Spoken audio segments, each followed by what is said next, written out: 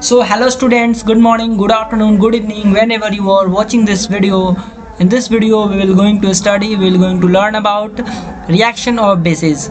In the last lecture we discussed about the reaction of acids with the metal carbonate, metal hydrogen carbonate, with metallic oxides, with bases. Or in this lecture we will going to discuss the same, but it will react, but all the metals will react with in this video with bases. If we react base with metal, what happen, and if we react with base with metal carbonate, what will happen? So let's start this video.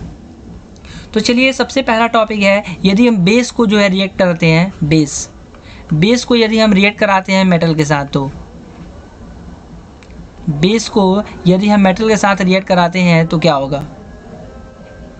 ठीक है, तो आप लोग बताइए, लो base को आप लोग metal के साथ रिएक्ट कराते हैं तो सबसे पहले आपको याद करना होगा कि एसिड जब मेटल के साथ रिएक्ट करते थे तो क्या होता था, वहाँ पे जो है हाइड्रोजन गैस रिलीज होता था। तो सेम प्रोसेस यहाँ पे भी होगा। जब भी बेस जो होगा मेटल के साथ रिएक्ट करोगा तो मेटल का सॉल्ट बनेगा, यानी सॉल्ट और साथ में हाइड्रोजन गैस रिलीज होगा। तो हम ये एग्जाम्पल भी आप लोग बता देते हैं, क्योंकि एग्जाम्पल भी आता है एग्जाम में। तो NaOH और आप लोग यहाँ पे जिंक ले लेते हैं, यानी ये हो गया बेस, हमारा मेटल हो गया जिंक। जब इसको रिएक्ट कराया जाएगा तो क्या फॉर्मेशन होगा? तो यहाँ से होगा सोडियम जिंकेट, Na2ZnO और H2 गैस का फॉर्मेशन होगा। इसका मतलब ये है, ये बेसिक सॉल्यूशन है। बेस को यदि आप जिंक यानी सॉलिड इसका रख देते हैं, इसको एक्वस कर देते हैं, और ये क्या हो जाएगा, ये भी एक्वस हो जाएगा और हाइड्रोजन गैस का फॉर्मेशन होगा। यानी जब भी जो बेस रिएक्ट करेंगे मेटल के साथ तो हाइड्रोजन गैस हमेशा जो है लिबरेट होगा और साथ में क्या होगा, मेटल के सॉल्ट बनेंगे। ठीक है, तो ये जो है पहला पॉइंट क्लियर होता हुआ, वन शॉट होने वाला है जिसमें हम लोग पढ़ने वाले हैं रिएक्शन ऑफ बेसिस। नेक्स्ट जो सेकंड है उसको भी देख लेते हैं।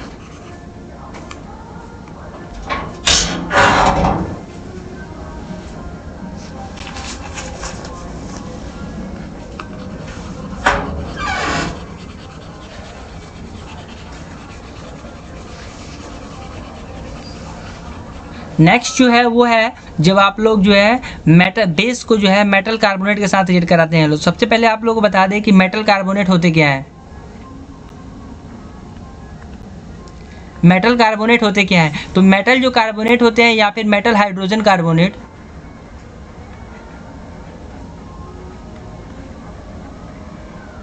मेटल हाइड्रोजन, ये सारे जो होते हैं वो क्या होते हैं? ये जो होते हैं बेसिक नेचर के होते हैं।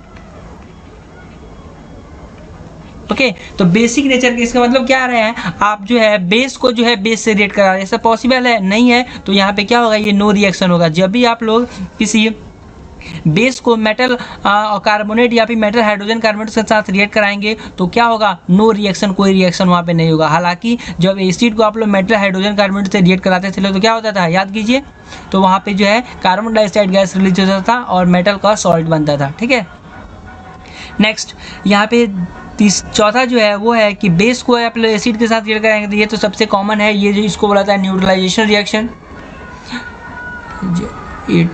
न्यूट्रलाइजेशन रिएक्शन इसको बोला जाता है, यानी जब भी एसिड को या फिर बेस को एसिड के साथ रिएक्ट कराया जाएगा तो न्यूट्रलाइजेशन रिएक्शन होगा और यहाँ पे हमेशा जो है सॉल्ट और वाटर का फॉर्मेशन होगा।